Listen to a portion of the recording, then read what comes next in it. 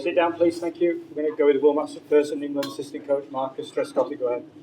So who's winning this game? Who's making it? Well, if I knew that, I could, probably relax a little bit easier coming into tomorrow. But of course, obviously, we're desperate to win.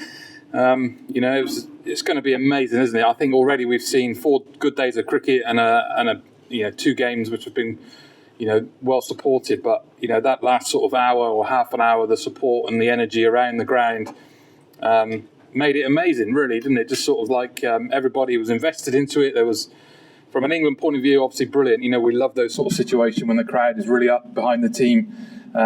Hopefully we can get a bit more of that tomorrow and we can sort of push forward to winning the game. The team went out to defend 193 and they came back just there. Did you see it when really fired up the team? Well, I think we had momentum a little bit towards the back end. When you're going out with a new ball, you're always hoping then that you're going to pick up early wickets. We got an early one, then they got a partnership. But I think the buzz around the ground at the end really sort of gave the boys a lift that they needed. A couple of late wickets in the day gives them that hope that we're bang on the money. So it will revolve around the first hour of the days tomorrow. How positive India can be, how dominant we can be with the ball, and how many early wickets we can get.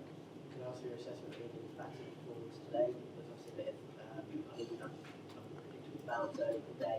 Was 192 short of where you wanted to be, and what would you have seen as the kind of score you wanted to be? Well, I think we always wanted sort of 250 plus. Of course we did. But I think after the first innings, it was really hard to judge what a good score was going to be because it was definitely, there was more variation in bounce this morning that we'd seen in any time in the game, really. We would have loved to have had more runs than what we did, but still feel like we've got a decent score on the board with something to really sort of push on towards tomorrow. So, I don't think we're going to sit back and dwell on what's happened today too much. We'll look forward to what's going to happen tomorrow. How is he? Do you expect him to bowl tomorrow? He's fit to bowl. Well, he's ready to bowl. I think it comes in the regulation, as I believe, is he can come on to bowl as and when he's needed, and then if he's not bowling at any stage, he can then come back off because it's obviously an external blow. So should we need him, he will be ready to bowl. Yeah. Go ahead, sir. Coach, what kind of talks are going on as far as the wicket is concerned? Because we constantly see that there is some bounce there, but according to you, what will be like on the 5th day?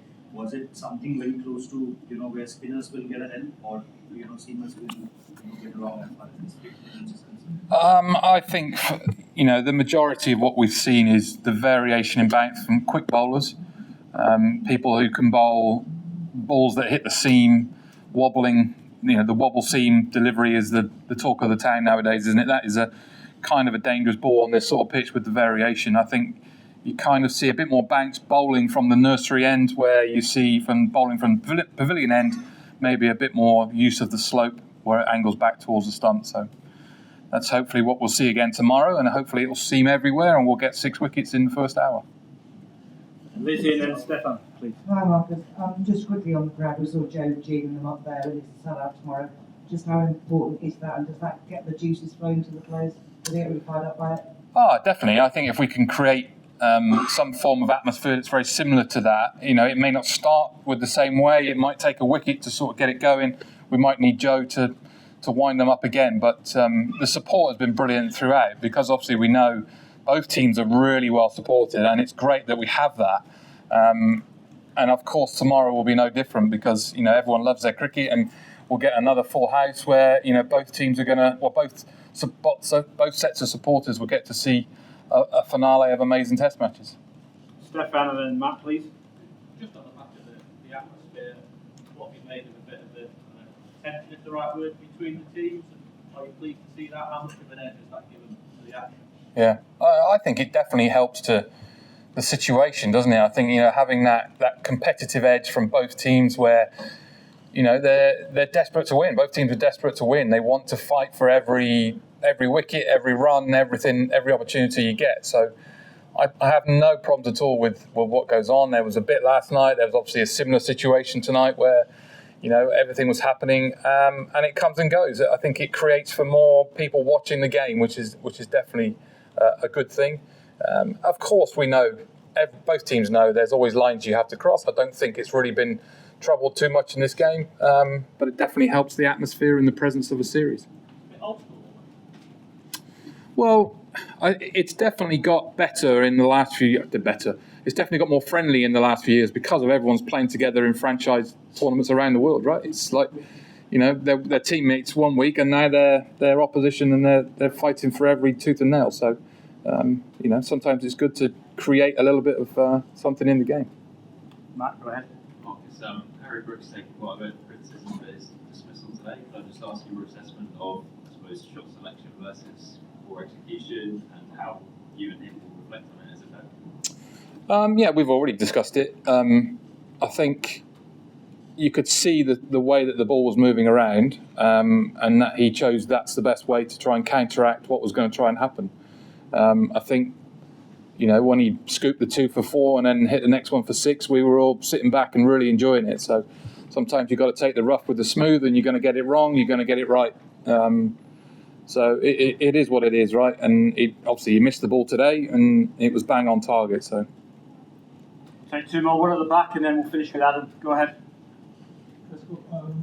You must have been impressed by Rob's back and forth the series. It's been one of the more projects.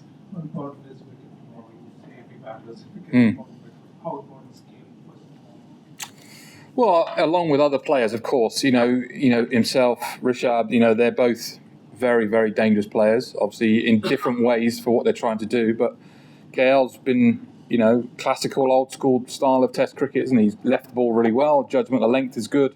Looked to bat for a long period of time, and he's done it well. Obviously 100 in the first innings. Hopefully we don't, you know, we can get him out early and we can start getting into the rest of the tail as they come along. But he has been, you know, he's been pretty dominant in a few of the games that he's played, and he's pretty much got a score in most innings that he's played. So.